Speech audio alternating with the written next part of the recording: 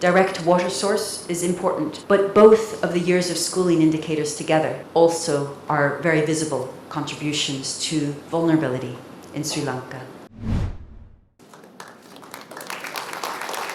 The policy report titled Understanding Multidimensional Vulnerabilities Impact on People of Sri Lanka was launched in Colombo on Friday. The policy report puts forth Sri Lanka's first ever Multidimensional Vulnerability Index, which was derived using the National Citizen Survey 2022 to 2023, covering a representative sample of 25,000 households. The survey was conducted between November 2022 and March 2023 to capture the impact of the cascading crises on the people. At the time of independence, Sri Lanka was second to Japan on most socio-economic indicators. Yeah, that's in Asia. We've regressed a great deal. And I'm not talking about just the last 5, 6 or 10 years. Over a 75-year period, we have regressed. And the main source for this regression has been macroeconomic stress, in my view. And the main cause of that macroeconomic stress has been the government's fiscal operation. And the negative effects of that has been amplified by fiscal dominance in monetary policy. There has been interference in the work of the central bank from time to time.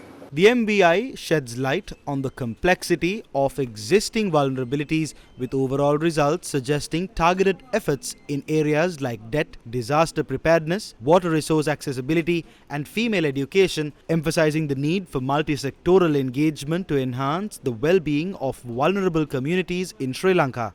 If we look across the 12 indicators at the percentage of people who are multidimensionally vulnerable, so it's among that 55.7%. What percentage of the population of Sri Lanka are also deprived in each indicator? And it's highest in adaptive capacity, followed by lacking a direct water source and being indebted. When we apply the weights, these same indicators come up, with indebtedness contributing the most to vulnerability in Sri Lanka, followed by adaptive capacity to disaster, which together with experience of disaster contributes a large amount, the blue stripes. Direct water source is important, but both of the years of schooling indicators together also are very visible contributions to vulnerability in Sri Lanka.